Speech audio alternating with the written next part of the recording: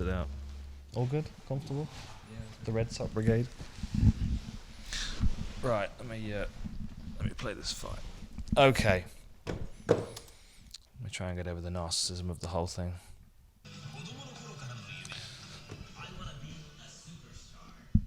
I love Japanese MMA because it just feels different to the rest of the world. As everything does in Japan, it just feels a bit different, a bit Japanese. Very comic booky, or yeah. Very like manga-esque. It's all about like a hero on a journey, like a martial arts journey. Like this was the whole theme of this show was I want to be a superstar, and like I think Hidetaka Monma, the guy I was fighting, he'd like tried a few different avenues of being famous. It was less about being a good martial artist and more about being famous. So like he tried baseball and there are some Japanese MMA fighters that were like, they also did pro wrestling. They were singers, and you know what I mean. So they'd like try a few different avenues, more about getting to be famous than being good at one particular thing. And he was a good boxer. He's got winning gloves on there. They're beautiful gloves.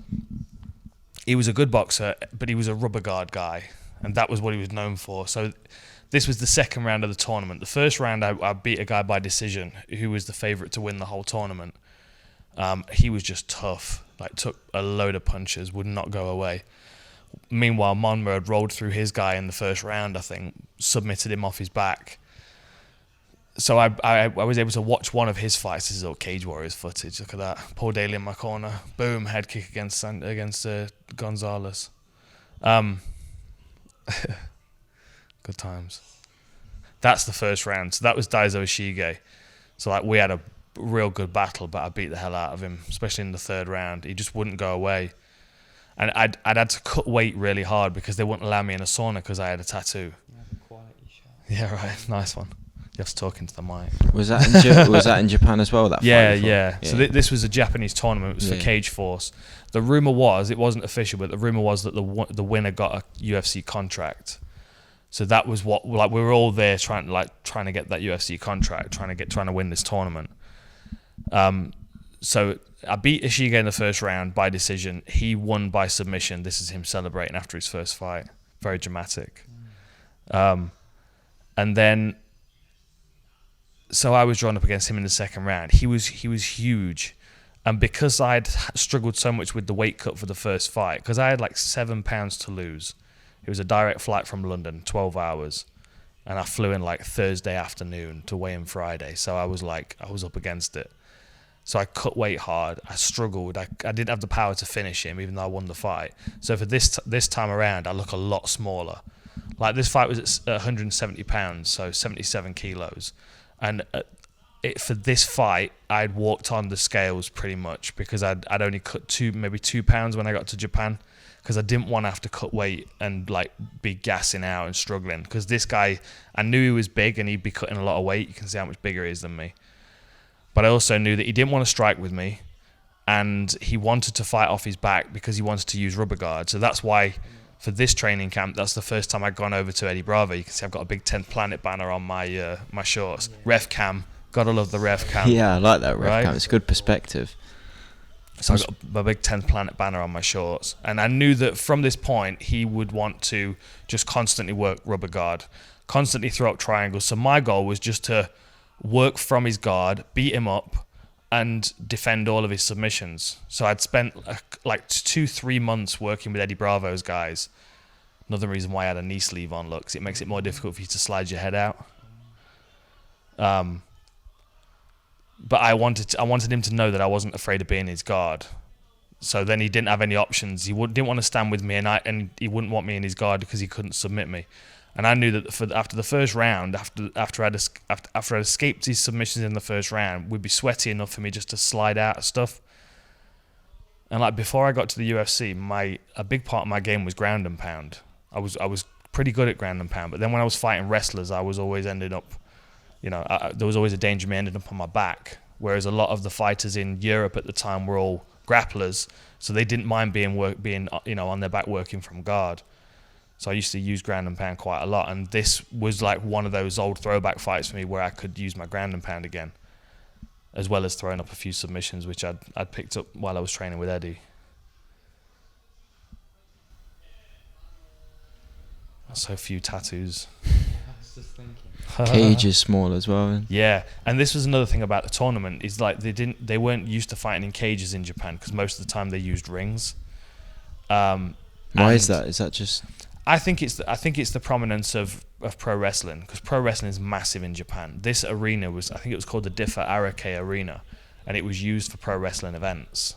So normally there would be a ring that they could use instead of having to rent a cage and bring a cage in. See. But this show was called Cage Force. So they brought in a cage. They also allowed elbows on the ground, which a lot of the Japanese fighters in the tournament, they weren't used to fighting with elbows. And that was something I always used to use quite well. So I knew that if I could hit him with elbows, I could hit him with things that he wasn't used to. He was fucking strong though, man. He was really strong. Big and strong. I also never saw him weigh in, but that's another story.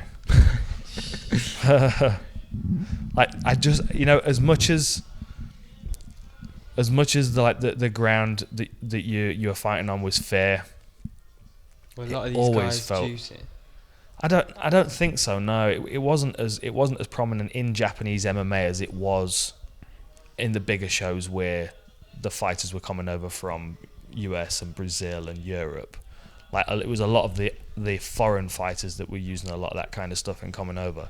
The Japanese fighters, not so much. Like I didn't feel like he was. I just felt like he was bigger than me. He was.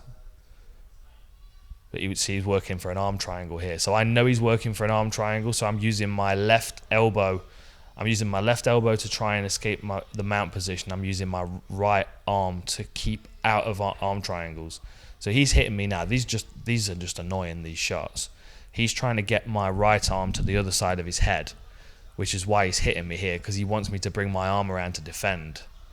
But he made a mistake and I was able to scramble to the top. And then the sequence of him trying to triangle me begins again, and me just hitting him with ground and pound shots. And he just didn't like being hit. Yeah, you can tell, can't you? Yeah. This is the difference with fighting someone that likes fighting and fighting someone that wants to be famous. Like, he just see his own blood as well. That's panic. Well, that's the thing that breaks him in the fight. That's the thing that really breaks him, and you'll see it later on in the rounds. But he kept throwing that triangle up, man. I kept getting my head caught in it. And the other thing that I didn't like about Japanese MMA, well, I mean, I like it from the outside. I didn't like it when I was competing. Is that when you're caught in a deep submission, the referee gets involved. Like the referee comes right in. See, I'm pointing at me now. Mm-hmm. He's going, "Give up, give up, give up!" Like, no, just let me deal with this, man. Just let me deal with this. So then there's always a concern that they might stop it, Now he's trying to tie up my leg to stop me sliding out of the triangle. So look, give up, give up. I love the Japanese commentary. Can we hear it?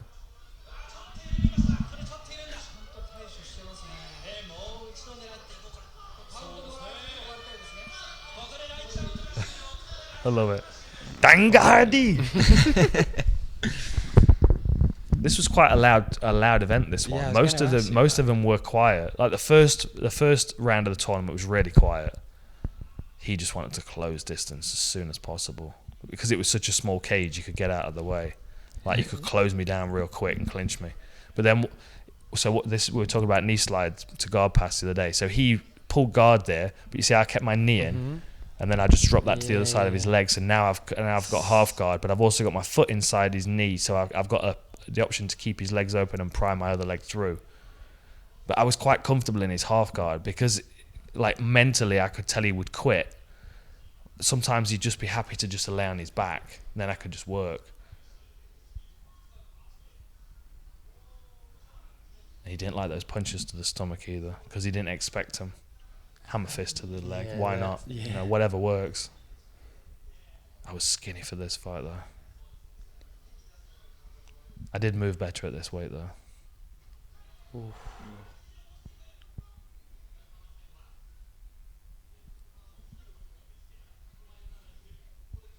See, now we're both sweating. Like minute into the second round, Like, he's not keeping a hold of me now. And the floor is like the Cage Warriors canvas, so it's not canvas. Yeah, so it's not like this canvas on the wall where you burn your fucking knees sliding across like that. That, if you sweat it, you can slide across that. So like, I was using that to like slide away from him, and you know what I mean. Like, spread my base when he was trying to sweep me and stuff. Just kept trying with that triangle. So I dropped my elbow to the floor so he can't bring his leg over. Very nice. Drop my elbow to the mat so he can't swing that leg around and start stuffing that's what he's trying to do. But then he got deep, so I shielded my head so he couldn't close it around my head, and then he just had the arm. Then he switches to a leg, and then he gets the sweep. That was good work by him. That was nice. And then he's in half guard at top, but reverse half guard. Oh no, he's not. He's fully cleared. So he's got my leg hooked. Now he's on a Kimura. This was a nice little cheeky thing he tried to do. So I spun all the way around for a Kimura and attacked an arm bar. I didn't think I was ever going to get it, but it was worth a try.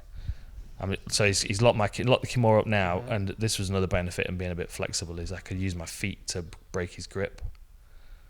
So I got my foot inside of his arm and kicked it off. Yeah. I saw Paddy trying to do that as well before he got tapped at Polaris. Yeah. Yeah. Yeah, that was a good match. Yeah, here we go. He's on the arm now, look. So, and then as he went to sit back and attack the arm, I reversed it and threw my legs up. But I just couldn't keep a hold of him. And I attacked a triangle. Then I kicked him off. Get the fuck away from me. And then, I'm going for a triangle here. So he goes to pass the opposite side. So like a pressure pass on this side. And I post on his hip. And I'm able to roll him over from that position. Because there's a weak point in that movement that he was doing. And then I'm hitting him again, and he just hates his life. Yeah, like you can see it. You can see emotionally he's breaking, can't you? Did you try? Obviously, because his whole thing was rubber guard. Did you try and get any on hit? No, because the whole thing for me, my MMA, my ethos going into a fight is that I'm not gonna chase a submission. Like, I'll take a submission if it's presented to me, but it's only presented to me because the person doesn't want to be in the fight anymore. Mm-hmm. Yes. You know? Saying, yeah. So like, he can throw submissions up at me all day, and while ever he's trying to win the fight, I'm going to keep punching him. If there's a point where he turns away and he doesn't want to fight anymore and his back's there, then I'll take it. But I would always rather stop somebody with strikes, and I would always rather invest my energy and my time in the fight into strikes as well. Because strikes have an everlasting damage. Like, how many submissions has he thrown up at me, and I'm still punching him in the head? Like, this fight is a good example of that. Like, if I'd have spent all this time throwing submissions at him, we'd be 50-50. Whereas going into the third round, he's already taken so many shots that he doesn't really want to fight anymore. Whereas if we were going back and forward on submissions, he'd feel like he was still in the fight. Like, there's a psychological impact of being hit in the head. There's also a psychological impact of like taking damage and knowing that you're being beaten up and escaping as regularly as he did. That's a good point. Exactly that. Like, look at his eyes there. He's like, fuck this. So working with Eddie, was it just more to kind of learn how to deal with what he was going to bring? That's exactly what it was. It was anti-grappling. And it was a bit of a psychological game as well, because he would find out that I'd be training with Eddie, and because he's a rubber guard guy, and he knows that I've now gone and worked with the creator of the rubber guard, he's like, oh shit. And like, so I wanted that little psychological advantage. What's this little knockdown here? Here's a 3-piece and a soda. Pop, pop. He goes down. And he's down now, and I can see he's dazed. So I thought, if I land a few shots and just keep him moving, keep him dazed, then at some point I'll be able to crack him with something, and that's where the elbows come in. Bang, bang. And that cuts him. Now watch his eyes when he turns away and sees his blood. Like, there's a panic in his eyes. He's like, shit. And then his corner team recognise it and see that he doesn't want to be in the fight anymore. He was he looks panicked. Jeez. That facial expression there at the end. There we go. That was a nice, clean finish.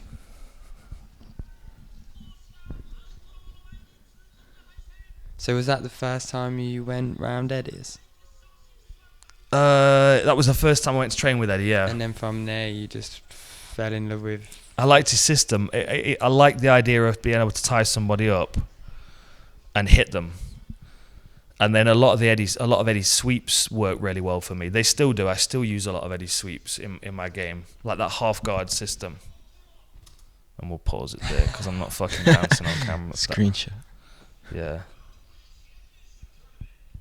Shall we go straight on to the next one? Yeah, go for it. So that got me through to the next round. The next round of the tournament was against this guy, Yoshiyuki Yoshida, who ended up in the UFC. He ended up getting signed after this fight, which was even more fucking annoying. Yeah, he was a first round finisher. The first two guys he'd fought in the tournament, and I'm trying to remember this accurately, but I'm pretty sure he stopped both of them in the first round. Because my game plan going into this is I'm just going to mooch on through the first round and get him into the second round, where then I've got that psychological advantage that, oh, now I'm in the second round. So then he's like thinking he's going to be starting to get tired. And so my goal was just to kind of cruise through this first round and just not take too much damage and not allow him positions where he could do any damage to me, because he had good ground and pound, he had good elbows, and he was a fast worker as well. He had a judo base. Done a bit of a better job with the 10th Planet patch on my shorts. I used to stitch all my patches on my shorts. Did you Yep, really? that was something I used to do on fight day. Even in the UFC, I used to stitch my patches on my shorts. Sick. Why did Some you of them. leave it for fight day? Because I was disorganised. Yeah. Not for any other reason. Just really disorganised. Like when Mark showed up on Sunday, he's like, "You got it done. You got the set finished." I'm like, "Yeah, of course I did. Of course I did." He's like, "You're a last minute guy, aren't you?" I am as well. Okay, so he didn't want to make eye contact. He didn't want to stand up or anything. He very timid on the feet, closed distance straight away. Look, ran into the clinch, and because it's like a fucking 3-foot cage, might as well have been fighting in a phone box. And can you see it's got those corner pad posts at the bottom of the fence? A couple of cheeky fence grabs. There, Oh, why yeah. not? Like it. Like, because Yeah. there was that corner pad up against the fence, there was about a 6-inch gap between where your leg was and where the fence was, so you couldn't get your foot up against it like people do now. Like, if you watch Demetrius Johnson, he drops his foot down the edge of the canvas and like wedges his foot down there so you can't pull his ankle out. Whereas with those cages, it works the opposite way. It's easier to get takedowns against them because you can ankle pick. I didn't know that. And you're allowed to do that, put your foot down. Well, I mean, it's Is it- just kind of using the environment. It's Right, one yeah, of yeah. those. It's one of those little tricks that no one's kind of figured out people use yet. Like DJ used it all the time. You could use him. You can see him using it against Cejudo. Drops his foot down the curve of the canvas because the UFC canvas is different to this. So like with this guy, like I was just cruising. I was being quite lazy in the first round. I didn't mind just kind of sitting in his guard, just chipping away at him, not really letting him get away with too much. He was strong though. I did remember him being really quite strong. Like when he had a grip on something, and I think that comes with judo. You know, like we were talking to Jimmy earlier today. Like there's something about locking up with someone and just being able to hold on to something that you can get a good grip of as well, like a collar. Like you build a grip strength. Yeah, back up to my feet, and then again, like my feet up against the canvas, but not being able to put my feet up against the fence. So he was able to get his foot around mine and trip me over. Again, good judo though. Good judo and strong.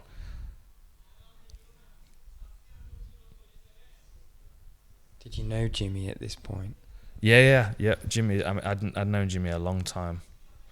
First few fights in my career, I didn't know Jimmy, but then he was like a regular part of my training camp.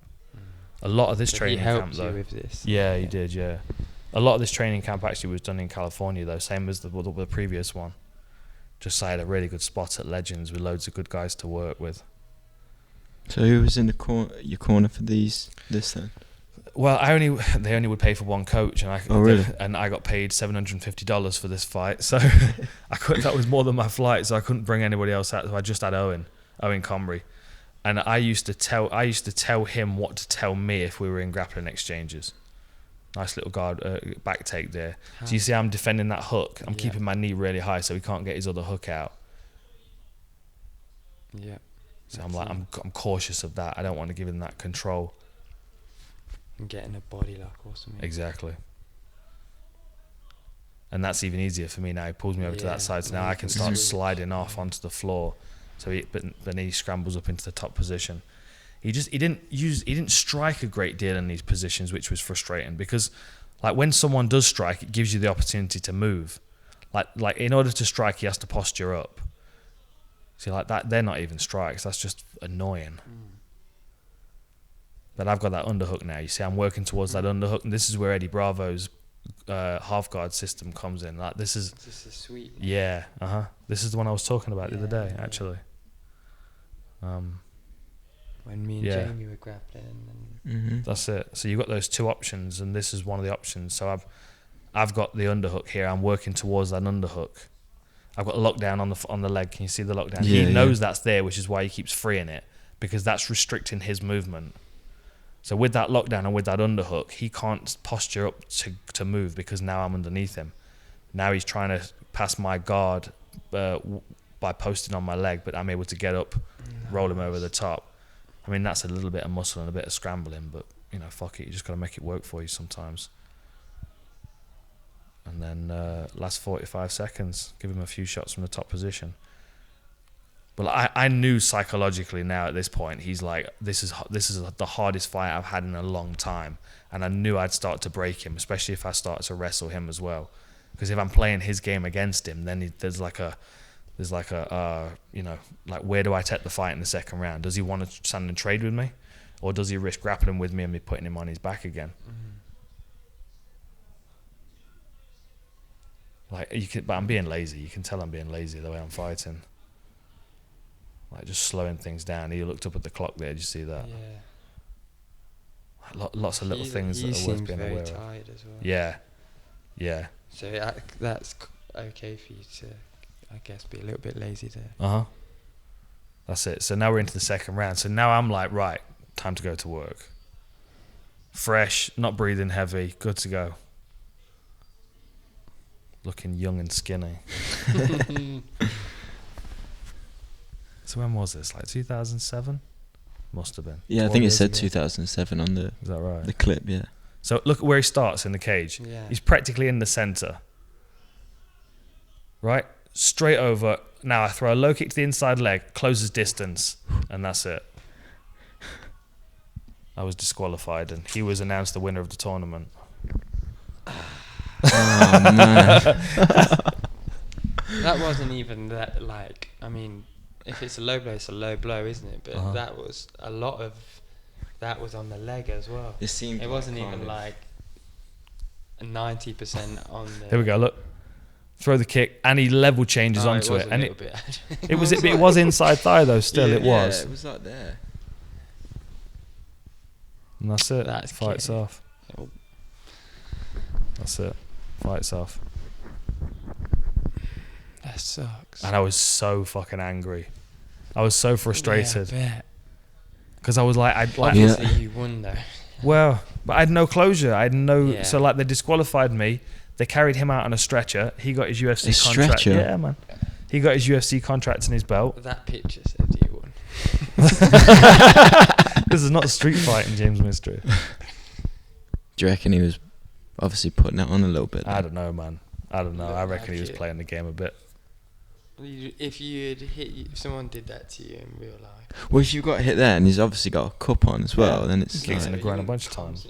Especially if you're You wouldn't need carrying out on a stretcher though. no. I don't really even know what's going on here.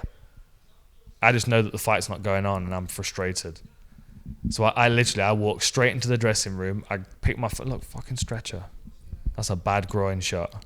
If you can't walk, come on, man. fair Behave play yourself. for giving some respect. Yeah, but you know, same time. So I call. He's got Thrasher on his shorts. I never noticed that. Oh yeah. Maybe that's where I got there. Anyway, so I went back to my dressing room and I called Ian Dean, Cage Warriors ear. Oh shit, I'm angry. I see. I'm angry. So I called Ian Dean and I'm like, What did there's you a say, cage. yeah? I said I came here to win the belt and I'm not happy and something. Yeah. Got my bananas, my protein shake. Look at that, I'm organised. I came to win. So I called Ian Dean and I said to him, I need a fight next week on Cage Warriors. I don't care who it is. I don't care who it is, as long as it's a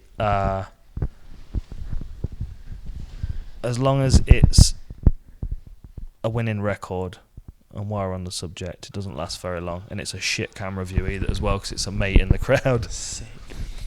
But this guy was called Manuel Garcia. He was Spanish, and I knew that he would tap to strikes if he was hit hard enough. What? Oh, yeah, and Mark's reffing. Yeah. Mark Goddard. Yeah, poor Mark. I think I punched him in the leg when he jumps in to stop the fight. But same thing again. You see that triangle of padding around the cage? This is the old Cage Warriors cage. It's so annoying, that is. Sprawl. Yeah, he was just all about getting underneath and trying to sweep to top position. Loads of like half guard sweeps. See him trying to go underneath now, trying to get to my legs. So I just wanted to just base. Stay strong against the fence. And now I was aware of that padding as well. So anytime they would reach down for my ankle, I would grab their wrist and stop them, and then rely on my balance for the rest of it. Like this fight now is already more difficult than he wants it to be. I can already feel it in his posture. He's like, now he's in a bit of a survival mode position because there's a panic to everything that he's doing. It was the only way of like getting that frustration out from not being able to like have a conclusion to a fight. Even if it's a loss, you want to know how it turns out in the end, you know? 100%.